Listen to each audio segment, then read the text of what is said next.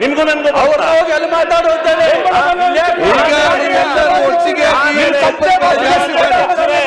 ನೀವು ರಾಜ್ಯಕ್ಕೆ ಬೇಡ ಕೂತ್ಕೊಳ್ಳಿ.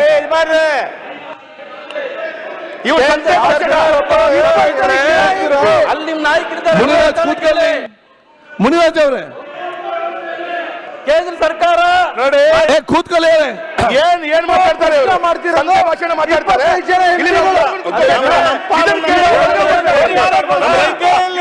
ಸಿಕ್ಕಿದ್ದಾರೆ ನಮ್ಮ ರೈತ ಟ್ಯಾಕ್ಸ್ ಕಟ್ತಾ ಇದೀವಿ, ಪುಕ್ಕಟ್ಟೆ ಕೇಳ್ತಾ ಇಲ್ಲ ಕೇಂದ್ರ ಸರ್ಕಾರನ.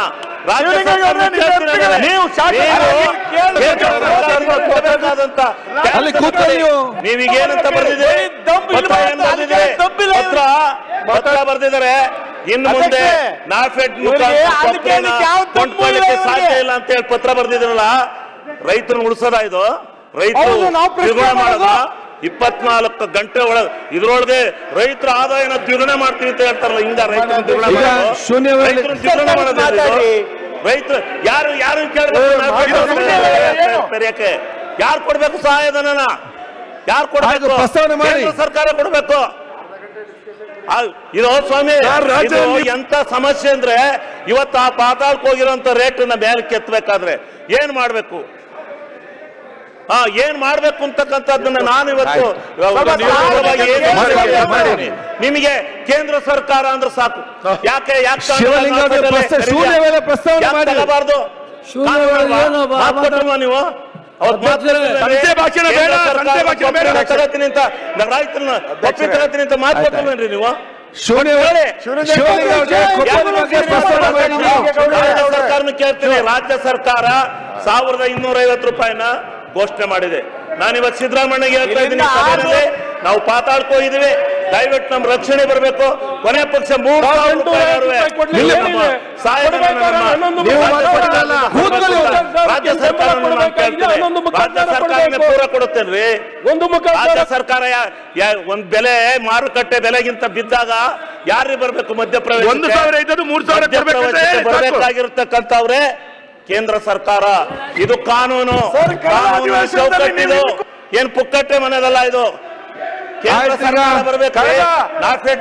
ನಾಫೆಡ್ ಮಾಡಬೇಕು.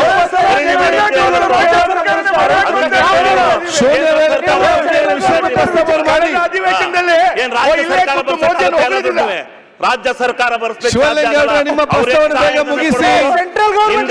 ಹಿಂದೆ ಎಲ್ಲರ ಕಾಲದಲ್ಲೂ ಕೊಟ್ಟಿದ್ದಾರೆ. ಆದ್ರಿಂದ ಈ ರೈತರ ಬಗ್ಗೆ ಮಾತಾಡ್ತಿರ್ಬೇಕಾದ್ರೆ ನೋಡ್ರಿ, ರೈತರ ಬಗ್ಗೆ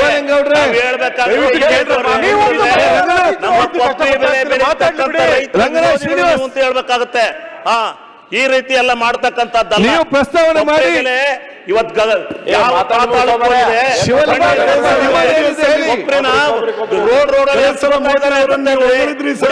ಅಂಗಡಿಗೆ ಆಯ್ತು. ನಿಮ್ಮ ಪ್ರಸ್ತಾವ ವಿಚಾರ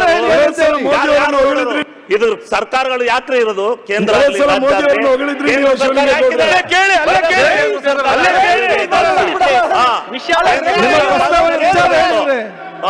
ಅದಕ್ಕೆ ನೀವು ತಕರಾರು ಎತ್ತೀರಾ? ಹಿಂದೆ ಶಿವಲಿಂಗ ಅವರೇ, ತಮ್ಮ ಪ್ರಸ್ತಾವನೆ ಡಿಮಾಂಡ್ ಏನಂತ ಹೇಳಿ. ಬೇಡ ಅಂತ ಹೇಳಿದ್ವಿ ನಾವು. ನಿಮ್ಮ ಡಿಮಾಂಡ್ ಶಿವಲಿಂಗ ಅವರೇ ಮಾತಾಡ್ರಿ. ಸನ್ಮಾನ್ಯ ಸಭಾಧ್ಯಕ್ಷರೇ,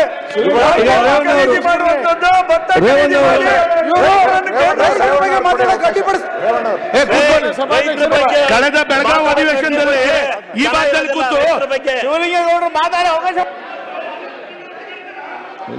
ಕೊಡ್ತೇನೆ ನಾನು. ಯಾರು ಬೇಕಾದ್ರೂ ಮಾತಾಡಿ, ನನಗೇನು ಯಾರು ಬೇಕು? ಯಾರು ಮಾತಾಡಿದ್ರೆ ಮಾತಾಡ್ಲಿ, ರೇವಣ್ಣರು ಮಾತಾಡ್ರಿ, ನೀವು ಮಾತಾಡಿ, ಎಲ್ಲ ಮಾತಾಡಿ. ಶಿವಲಿಂಗ ಅಸಡ್ಯವಾಗಿ ನೀವು ಮಾತಾಡ್ಬೇಕಾದ್ರೆ ಶೂನ್ಯ ವೇಳೆಯಲ್ಲಿ ಅವಕಾಶ ಕೊಡಿ, ಮಾತಾಡಿ.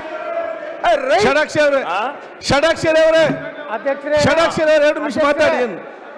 ಮಾತಾಡಿ. ಈಗ ಗಲಾಟೆ ಮಾಡಿ.